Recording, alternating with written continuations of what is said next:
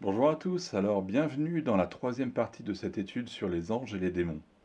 Et comme vous le savez, dans cette étude, j'ai tenté de vous donner une description des anges et je vais montrer qu'il existe plusieurs catégories d'anges. Et d'ailleurs, au cours de cette vidéo, je vais faire aussi une introduction au combat spirituel. Alors, sans plus tarder, entrons dans le vif du sujet parce que la vidéo elle sera un petit peu plus longue que les autres. Alors, à quoi ressemblent les anges? Alors nous savons que les anges habitent au ciel et qu'ils se tiennent dans la présence de Dieu. Ils l'adorent et attendent leur ordre de mission.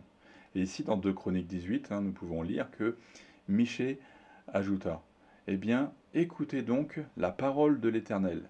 J'ai vu l'Éternel assis sur son trône et tous les corps célestes debout à sa droite et à sa gauche. Alors je précise que ces corps célestes, ce sont bien des anges, ce ne sont pas le soleil, la lune, les étoiles, etc. C'est bien des anges. Et lecture dans Matthieu 18 qui nous dit: Faites bien attention de ne pas mépriser un seul de ces petits, car je vous dis que leurs anges dans le ciel sont continuellement en présence de mon Père. Alors, fort de ces textes, finalement, nous pouvons déterminer que, majoritairement, les anges nous sont invisibles, en effet, puisque la plupart du temps, ils sont dans la présence de Dieu. Dieu, je rappelle, qui est au ciel. Alors, cependant, comme les anges sont des créatures au service de Dieu, il se peut qu'ils reçoivent une mission de sa part. Et comme nous le verrons un peu plus tard, euh, nous le verrons lorsque nous aborderons le rôle des anges, ils peuvent intervenir en faveur des hommes. Alors dans ce cas, ils quittent le ciel pour venir sur terre afin d'effectuer une mission ponctuelle, puis ils repartent au ciel. Alors durant le temps de leur mission sur terre, ils prennent une forme visible.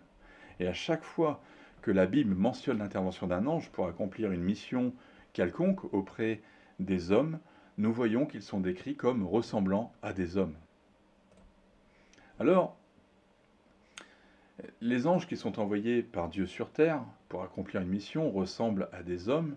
Cependant, le plus souvent, nous retrouvons cette notion de beauté, cette notion de gloire. Euh, Parfois, cette présence d'un ange, finalement, impose la crainte, impose le respect. Et d'ailleurs, vous verrez que dans la plupart du temps, ils sont décrits comme habillés de blanc. Alors, commençons peut-être plusieurs lectures où nous allons voir tout cela. Et ici, dans Genèse 18, il nous est dit: L'Éternel apparut à Abraham parmi les chênes de Mamré, alors qu'il était assis à l'entrée de sa tente pendant la chaleur du jour. Il leva les yeux et vit 3 hommes, debout non loin de lui. Quand il les vit, il courut depuis l'entrée de sa tente jusqu'à leur rencontre et se prosterna jusqu'à terre. Alors, dans un épisode, un précédent cours, euh, j'ai déjà mentionné cet épisode. Et j'avais expliqué que ces 3 hommes qui apparaissent à Abraham étaient des anges. Et en effet, d'ailleurs, j'avais me dit que l'un d'eux était l'ange de l'Éternel. Et à cette époque-là, j'avais répondu, j'avais donné l'identité justement de cet ange de l'Éternel. Et d'ailleurs, toujours dans ce livre de la Genèse, le chapitre suivant, Genèse 19, et bien justement, nous retrouvons qu'il y a 2 de ces anges qui, eux, partent à Sodome et Gomorrhe. Et ces anges sont mandatés pour détruire la ville. Allons plus loin maintenant. Dans Nombre 22, il est dit que l'Éternel ouvrit les yeux de Balaam, et Balaam vit l'ange de l'Éternel, qui se tenait sur le chemin, son épée dégainée à la main. Il s'inclina et se prosterna, le visage contre terre. Autre texte, Daniel 3. Le roi Nebuchadnezzar fut alors effrayé et se leva subitement. Il prit la parole et dit à ses conseillers: N'avons-nous pas jeté 3 hommes ligotés au milieu du feu? Ils répondirent: Au roi, certainement, roi. Il reprit: Eh bien, j'aperçois 4 hommes dépourvus de liens qui marchent au milieu du feu, porteurs d'aucune blessure, et le 4e ressemble à un fils des dieux. Et ici, nous retrouvons donc cette histoire de Shadrach, Meshach et Abednego qui sont jetés au feu parce qu'ils ont refusé de se prosterner devant une idole. Mais comme vous le voyez, Dieu prend soin d'eux et envoie un ange pour les sauver. Et regardez, j'ai appuyé un petit peu là-dessus dans la lecture, mais quelle est la réaction de Nebuchadnezzar? Il est effrayé. Et il y a un quatrième homme avec eux. Le feu n'a aucun effet sur eux. Et la Bible nous dit que le quatrième homme ressemble à un fils des dieux, sous-entendu, à un ange glorieux. Alors, autre passage fort intéressant où nous avons une excellente description d'un ange, c'est ici dans Matthieu 28. Et pendant que je vais le lire, notez toutes ces réactions qui sont liées à cette apparence. Après le sabbat, à l'aube du dimanche, Marie de Magdala et l'autre Marie allèrent voir le tombeau. Soudain, il y eut un grand tremblement de terre, car un ange du Seigneur descendit du ciel. Il vint rouler la pierre de devant l'ouverture et s'assit dessus. Il avait l'aspect de l'éclair et son vêtement était blanc comme de la neige. Les gardes tremblèrent de peur et devinrent comme morts. Mais l'ange prit la parole et dit aux femmes, « Quant à vous, n'ayez pas peur, car je sais que vous cherchez Jésus, celui qui a été crucifié. Il n'est pas ici, car il est ressuscité, comme il avait dit. Venez voir l'endroit où le Seigneur était couché, et allez vite dire à ses disciples qu'il est ressuscité. Il vous précède en Galilée, c'est là que vous le verrez.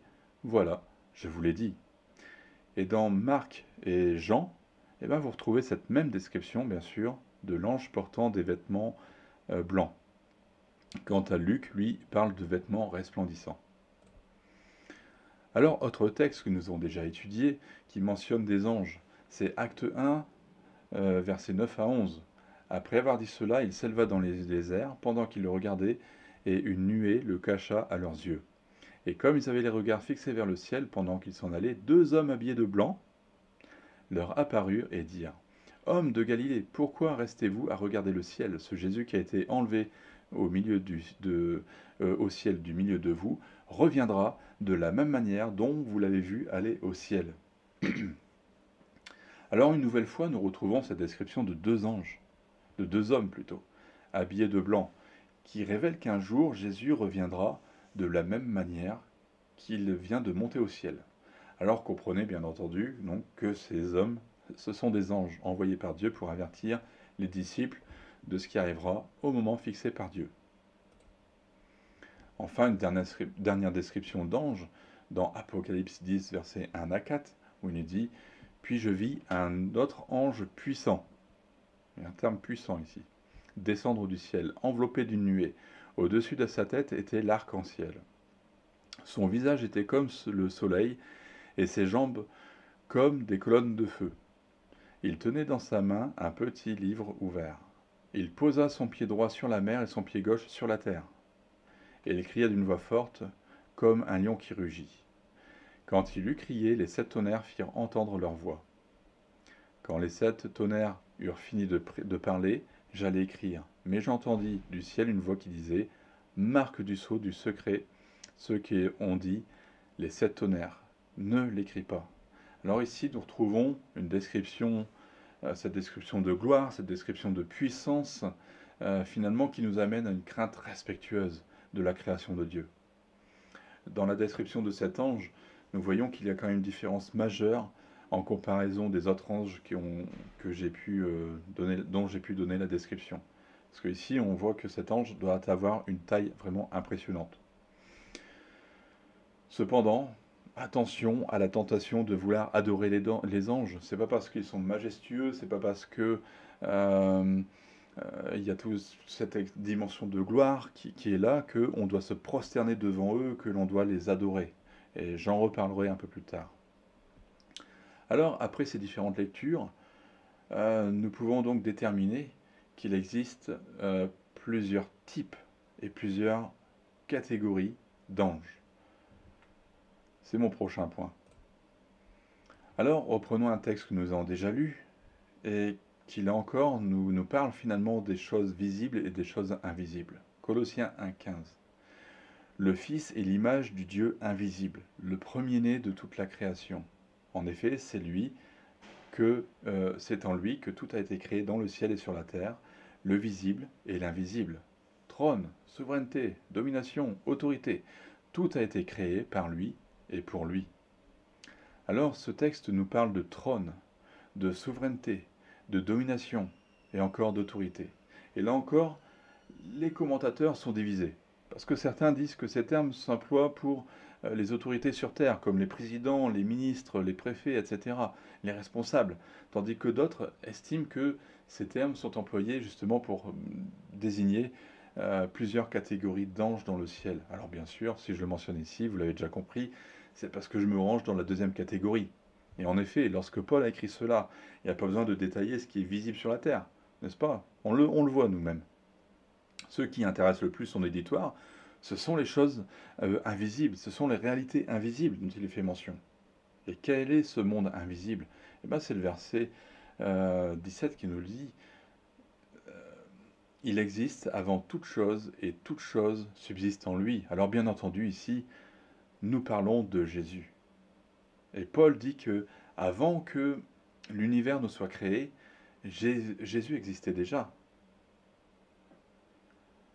Non, tout n'a pas commencé avec le premier chapitre de la Genèse. Avant le premier chapitre de la Genèse, Dieu le Père, Dieu le Fils et Dieu le Saint-Esprit étaient déjà là.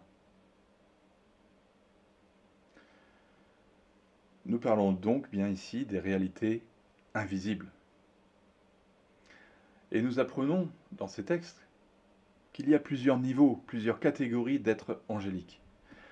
Alors bien sûr, comme vous le savez, un seul verset ne suffit pas pour étayer une doctrine. Alors poursuivons. Lisons Éphésiens 6, versets 11 à 12. Vous allez commencer à le connaître par cœur, celui-là aussi. Revêtez-vous de toutes les armes de Dieu afin de pouvoir tenir ferme contre les manœuvres du diable. En effet, ce n'est pas contre l'homme que nous avons à lutter, mais contre les puissances, contre les autorités, contre les souverains de ce monde de ténèbres, contre les esprits du mal dans les lieux célestes. Alors, concernant ce terme de puissance, le mot grec qui est employé, c'est arché. Il est plus convenable de le traduire par domination. Alors, je vous rappelle que ce terme de domination, vous le retrouvez aussi bien chez les anges que chez les démons. C'est le rang le plus élevé. Dans ce passage de Éphésiens 6, vous retrouvez aussi deux autres termes qu'on a déjà lus dans le Colossiens chapitre 1, c'est autorité et souveraineté, ou souverain ici. Ici c'est souverain, et tout à l'heure c'était souveraineté. Donc nous retrouvons plusieurs niveaux, nous retrouvons une hiérarchie chez les anges et chez les démons. Alors maintenant, intéressons-nous justement à ces différentes catégories. Parce que la Bible finalement nous parle d'anges, mais en d'autres termes. Alors voyons cela. Intéressons-nous dans un premier temps au terme archange. Alors nous le retrouvons deux fois dans la Bible, je l'ai déjà mentionné en introduction. La première, c'est dans 1 Thessaloniciens 4, verset 16. En effet, le Seigneur lui-même a un signal donné à la voix d'un archange, et au son de la trompette de Dieu descendra du ciel, et ceux qui sont morts en Christ ressusciteront d'abord. C'est un texte que vous devez connaître maintenant, puisque je l'avais déjà abordé dans le chapitre sur l'éternité. Et ensuite, Jude 1. Or, lorsqu'il discutait avec le diable et lui disputait le corps de Moïse, l'archange Michel n'a pas osé porter de jugement insultant contre lui, mais il a dit que le Seigneur te réprime, que le Seigneur te punisse. D'autres traductions, c'est te réprime. Alors le terme grec employé pour archange, c'est archangelos. Alors, lorsque j'ai parlé du terme de puissance, juste avant, figurant dans ce passage de Éphésiens 6, j'ai dit que le terme grec pour puissance serait mieux traduit par domination, parce que c'est le mot arché. Et dans le mot archange, finalement, vous retrouvez dans la première syllabe le même mot, arché, archange. Et donc, un archange est un ange de très haut rang, c'est le chef des anges. Et dans Jude, nous retrouvons le nom d'un archange, l'archange Michel. Alors on peut le retrouver dans le livre de Daniel, qui relate la vision qu'il a reçue justement concernant les événements futurs. Daniel 10, versets 4 à 14. Et ça va être vraiment un passage très intéressant, c'est pour ça que je m'attarde un peu dessus. Où il nous est dit: Le 24e jour du premier mois, j'étais au bord du grand fleuve, c'est-à-dire le Tigre. J'ai levé les yeux et j'ai vu un homme habillé de lin. Il avait autour de la taille une ceinture en or d'Uphaz. Notez bien cette description. Son corps était comme de chrysolite. Son visage brillait comme l'éclair. Ses yeux étaient pareils à des flammes de feu. Ses bras et ses pieds ressemblaient à du bronze poli, et le son de sa voix était pareil au bruit d'une grande foule. Moi, Daniel, j'ai été le seul à voir cette apparition. Les anges qui étaient avec moi, les hommes qui étaient avec moi ne l'ont pas vu, mais une grande frayeur s'est emparée d'eux, et ils ont pris la fuite pour se cacher. Resté seul, j'ai vu cette grande apparition et je me suis retrouvé sans force. Mes traits se sont décomposés et j'ai perdu toute force. J'ai entendu le son de ses paroles, et en l'entendant, je suis tombé dans une profonde torpeur, le visage contre terre.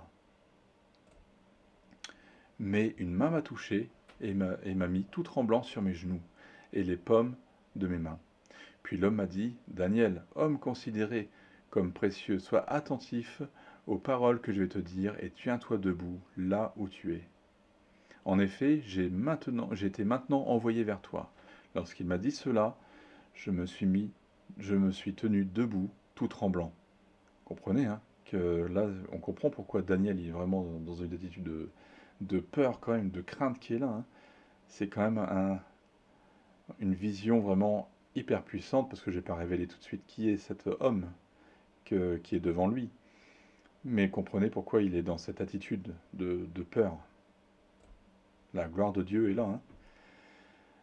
Poursuivons le texte, il m'a dit, Daniel, n'aie pas peur, car dès le premier jour où tu as eu à cœur de comprendre et de t'humilier devant ton Dieu, tes paroles ont été entendues, et c'est à cause d'elles que je suis venu.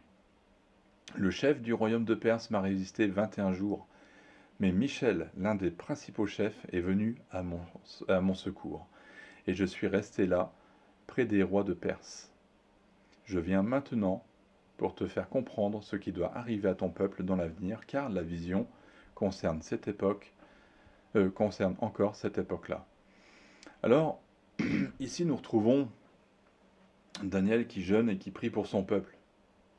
Alors, il faut savoir que, on le verra dans la Bible, je pense, quand je ferai l'étude sur la Bible, à un moment, il y a eu une déportation, la déportation des Juifs.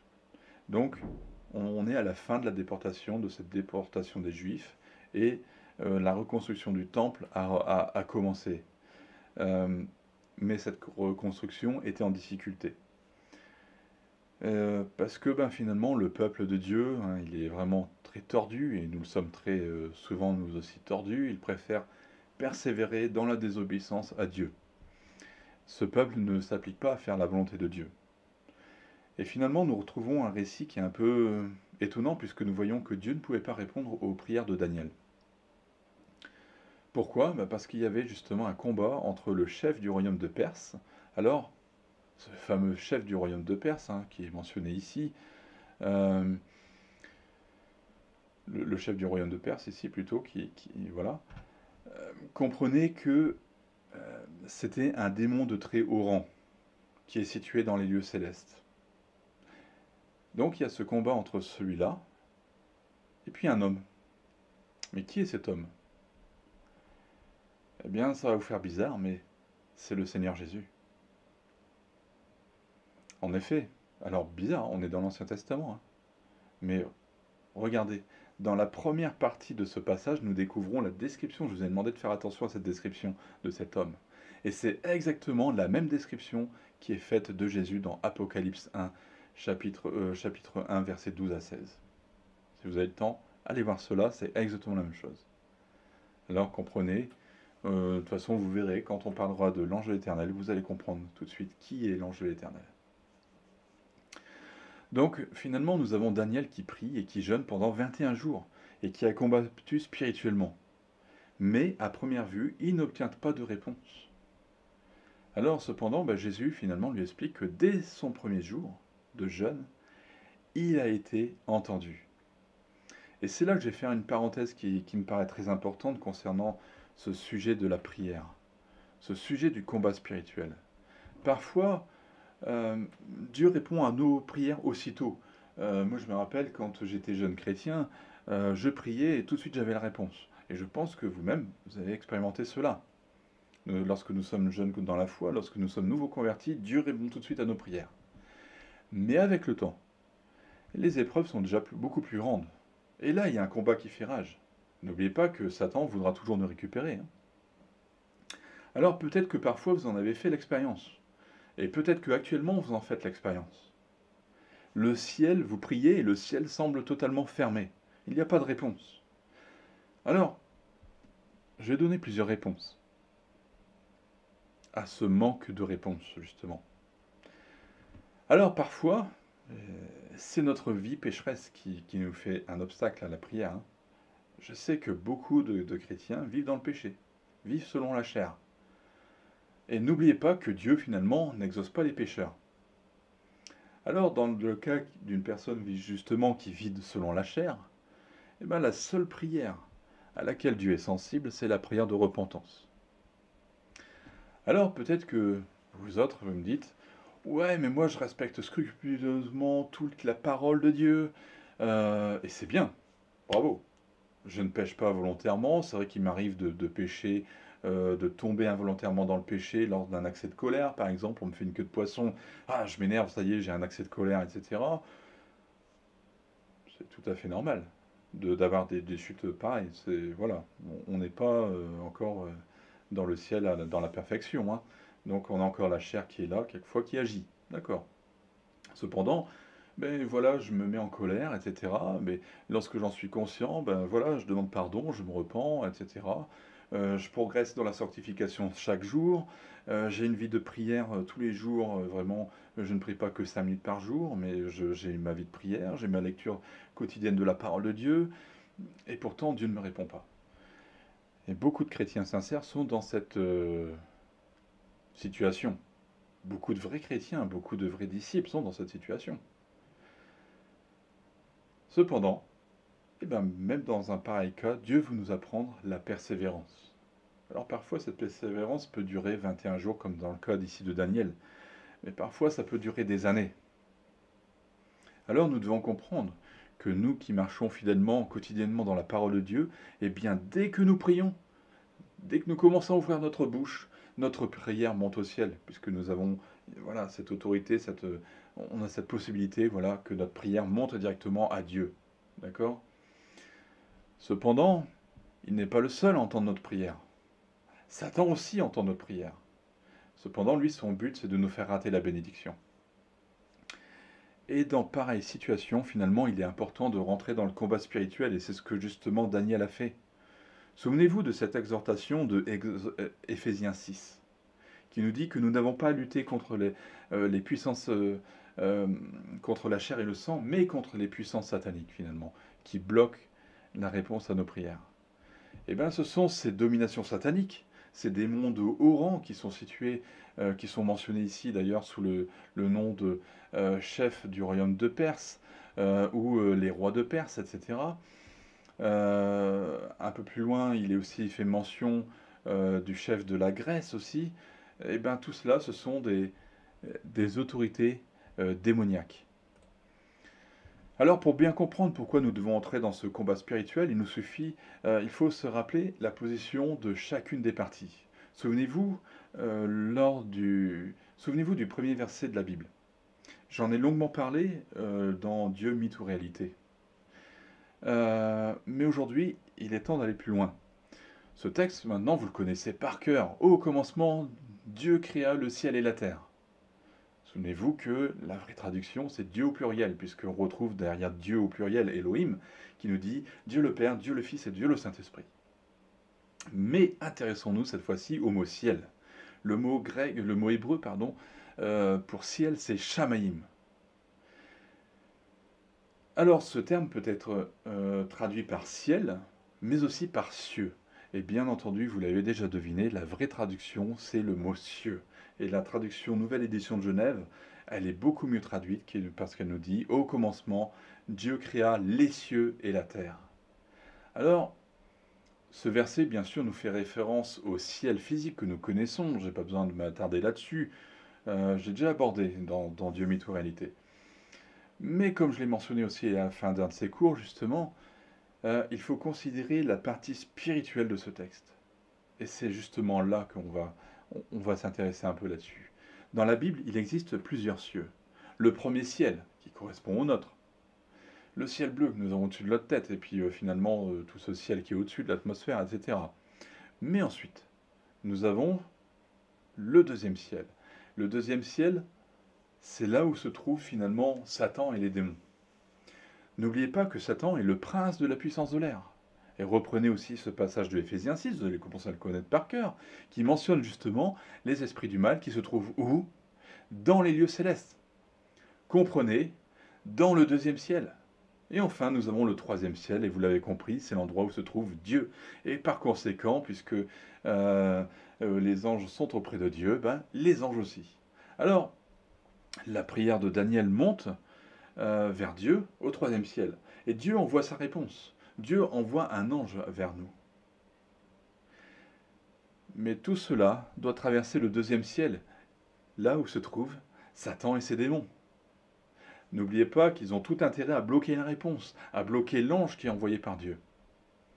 Et donc, il y a un combat dans les lieux célestes. Alors nous, on ne s'en rend pas compte de tout cela.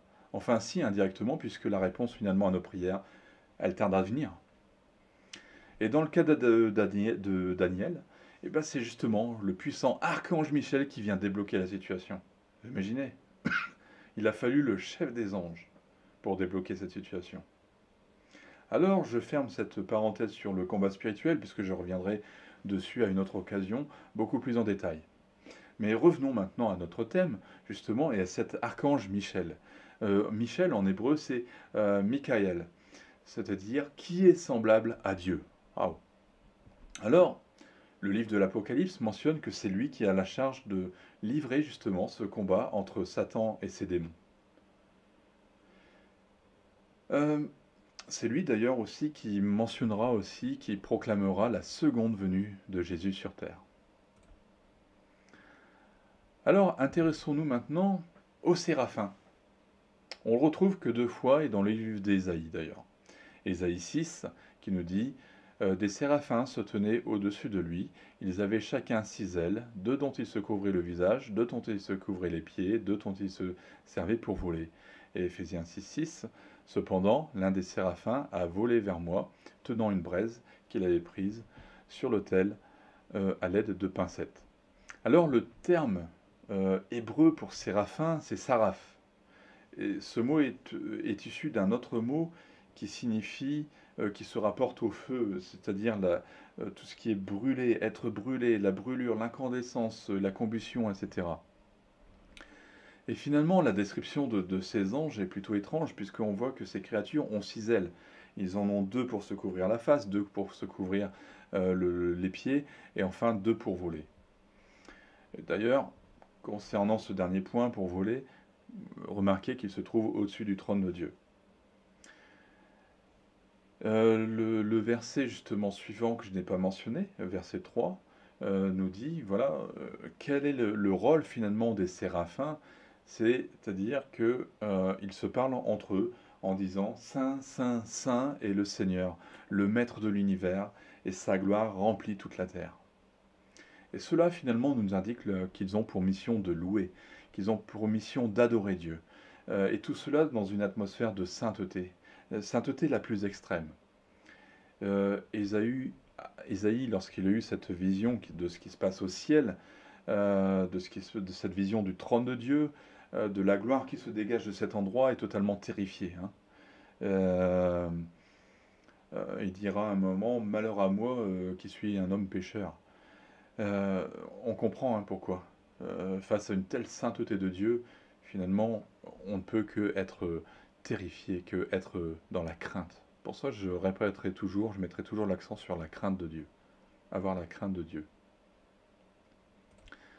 Alors, intéressons-nous maintenant aux chérubins. Alors, on trouve ce terme de chérubin 67 fois. En hébreu, on retrouve le terme kéroub. Quant au terme grec, c'est kéroubim. Et ce terme veut dire bénir, louer, adorer. Alors on les retrouve dans le livre de la Genèse, juste après la chute d'Adam et de Ève dans le jardin d'Éden. Et ce sont eux que Dieu a placés justement pour interdire l'accès au jardin d'Éden. Et on lit dans Genèse 3, après avoir chassé Adam, il posta à l'est du jardin d'Éden les chérubins qui agitent une épée flamboyante pour garder le chemin de l'arbre de vie. Et sur la fameuse arche de l'Alliance, nous avons aussi deux chérubins qui sont représentés.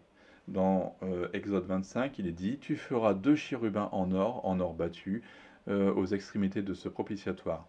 Fais un chérubin à l'une des extrémités et un chérubin à l'autre extrémité. Vous les ferez sortir du propitiatoire à ces deux extrémités. Les chérubins étendront les ailes par-dessus le propitiatoire. Ils le couvriront de leurs ailes et se feront face l'un à l'autre. Ils auront le visage tourné vers ce couvercle.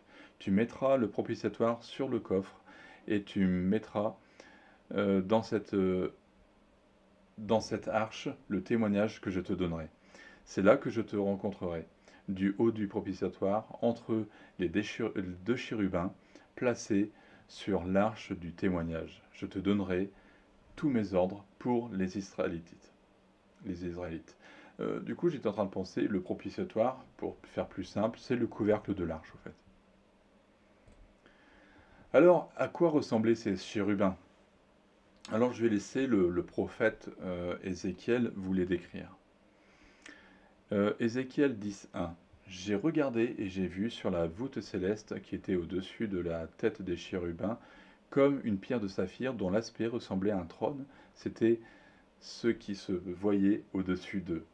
Et le psaume 82 nous confirme cela. Prête l'oreille, berger d'Israël, toi qui conduis Joseph comme un troupeau. Interviens dans ta splendeur, toi qui sièges entre les chérubins. Donc, les chérubins sont placés autour du trône de Dieu.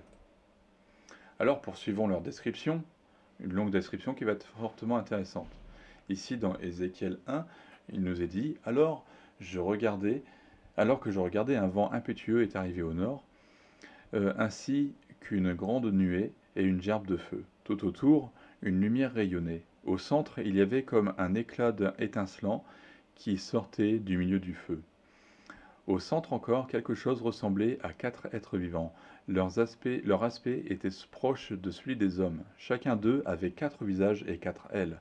Leurs jambes étaient droites et leurs pieds pareils aux sabots d'un taureau. Ils étincelaient comme du bronze poli. Ils avaient des mains d'hommes sous leurs ailes, sur les quatre côtés. Sur les 4 côtés, il y avait aussi leurs visages et leurs ailes.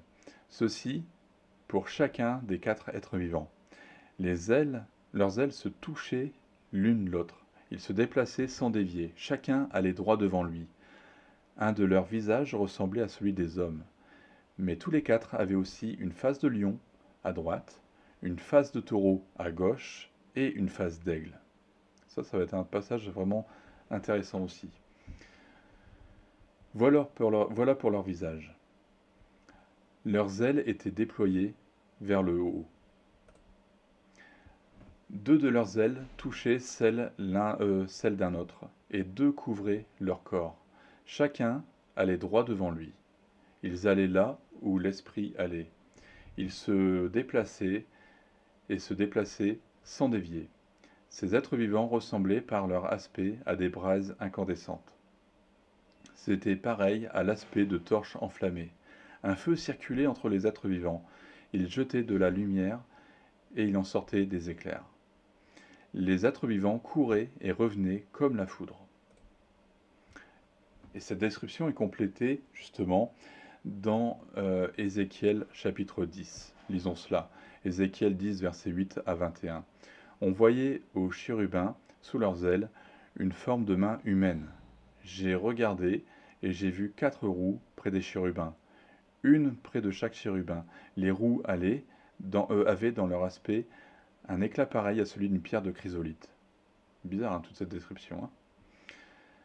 Toutes les 4 avaient le même aspect. Chacune paraissait être au milieu d'une autre roue. Dans leur déplacement, elles pouvaient suivre les 4 directions prises par les chérubins, et elles se déplaçaient sans dévier. Elles allaient du côté ou se tourner la tête sans dévier dans leur déplacement. Tout le corps des chérubins, y compris leur dos, leurs mains et leurs ailes, était couvert d'yeux tout autour, ainsi que pour eux 4 les roues. J'ai entendu ce qu'on appelait ces roues tourbillons. J'ai entendu qu'on appelait ces roues tourbillons. Chacun avait 4 visages. La première face était était une face de chérubin. La deuxième face, une face d'un homme. La troisième, une face de lion. Et la quatrième, une face d'aigle. Puis les chérubins se sont élevés. C'étaient les êtres vivants que j'avais vus près du torrent de Kébar. Donc c'est ce qu'on avait vu précédemment dans Ézéchiel 1. Les roues suivaient les chérubins dans leur déplacement, et quand les chérubins déployaient leurs ailes pour s'élever au-dessus de la terre, les roues ne se détournaient pas d'eux. Même là, elles les suivaient. Quand ils s'arrêtaient, elles s'arrêtaient. Quand ils s'élevaient, elles s'élevaient avec eux, car l'esprit des êtres vivants était en elles. La gloire de l'Éternel s'est retirée du seuil du temple et s'est placée au-dessus des chérubins. Les chérubins ont déployé leurs ailes et se sont élevés de terre sous mes yeux quand ils sont sortis, accompagnés des roues.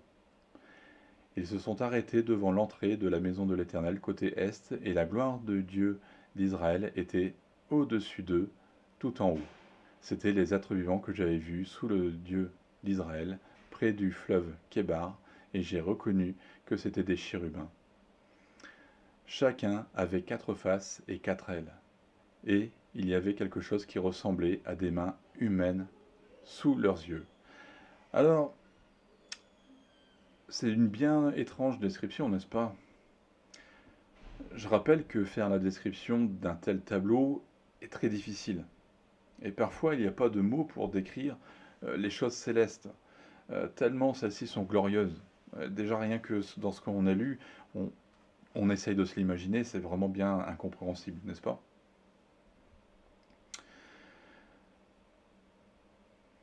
On a déjà du mal finalement à se représenter à quoi peut ressembler un chérubin. Cependant, au travers de nos lectures, finalement, on peut déterminer que les chérubins sont le symbole de la sainteté et de la justice de Dieu. Ils sont liés à cette gloire de Dieu. Alors, une chose de ces textes, dans ces textes qui m'a frappé, c'est qu'on parle des chérubins et l'accent est vraiment mis sur ces 4 visages. Alors, un visage ressemble à celui d'un aigle. Il y en a un autre à un homme, un autre à un lion, et le dernier à un bœuf. Et dans le chapitre 10, finalement, le bœuf est remplacé par chérubin. Alors, cependant, ce qui est important là-dedans, c'est de savoir que ce sont des caractéristiques de Jésus qui sont représentées dans les 4 évangiles. Alors, par exemple, dans l'évangile de Matthieu, Jésus est représenté comme le roi. Et le symbole de Matthieu, c'est le lion. Dans l'évangile de Marc est représenté par un bœuf, Christ étant présenté comme le serviteur. L'évangile de Luc est représenté par un homme, et Luc finalement représentant l'humanité de Christ. Et enfin, l'évangile de Jean est représenté par un aigle, puisqu'il est représenté comme étant le Fils de Dieu. Intéressant, n'est-ce pas, hein? Alors, un dernier point, avant de passer aux anges, il y a un chérubin que vous connaissez. J'en ai déjà parlé dans un autre cours. Est-ce que vous vous rappelez lequel? On retrouve dans Ézéchiel, chapitre 28, versets 1 à 11, 11 à 16, pardon. Et je vous rassure, c'est la fin. Alors, lisons cela. La parole de l'Éternel m'a été adressée. Fils de l'homme, prononce une complainte sur le roi de Tyr. Tu lui annonceras, voici ce que dit le Seigneur l'Éternel. Tu représentais la perfection, tu étais plein de sagesse, tu étais d'une beauté parfaite, tu étais en Éden, le jardin de Dieu. Tu étais couvert de toutes sortes de pierres précieuses, de sardoine, de topaz, de diamants, de chrysolite, d'onyx, de jaspe, de saphir, d'escarboucle, d'émeraude, ainsi que d'or. Tes tambourins et tes flûtes étaient à ton service, préparés pour le jour où tu as été créé. Tu étais un chérubin protecteur aux ailes déployées. Ah! Je t'avais installé et tu y étais sur la montagne, sur la sainte montagne de Dieu. Tu marchais au milieu des pierres étincelantes. Tu as été trouvé intègre dans ta conduite depuis le jour où tu as été créé et jusqu'à ce qu'on retrouve de l'injustice chez toi. À cause de la grandeur de ton commerce, tu as été rempli de violence, tu as péché. Je te précipite de la montagne de Dieu, je te fais disparaître, chérubin protecteur, du milieu des pierres étincelantes. Eh oui, Satan était un chérubin. Nous aurons l'occasion d'en reparler lorsque j'aborderai les démons. Alors, nous arrivons enfin aux anges plutôt classiques, si je puis m'exprimer ainsi, les anges que l'on a plus de chances de rencontrer. Euh, Peut-être une petite précision sur ce texte qu'on vient de lire, là, j'étais en train de penser à ça par rapport à Satan, là. Euh, Notez les pierres étincelantes. Eh bien, tout ce terme de pierre étincelante, c'est aussi un qualificatif des anges. Voilà. Donc, voilà. Donc, on arrive justement aux anges qui sont plus classiques, ceux qu'on aura plus de chances de rencontrer. Mais je vais m'arrêter là. Je les développerai plus en détail dans la prochaine vidéo. J'ai déjà passé pas mal de temps là-dessus. On verra cela en détail dans la prochaine vidéo. Ouais. Que Dieu vous bénisse. N'hésitez pas à partager cette vidéo avec vos amis. Si vous ne l'avez pas fait, ben, abonnez-vous, c'est gratuit. Comme ça, vous aurez une notification de la suite de cette vidéo. Voilà. Je vous retrouve très bientôt. Que Dieu vous bénisse.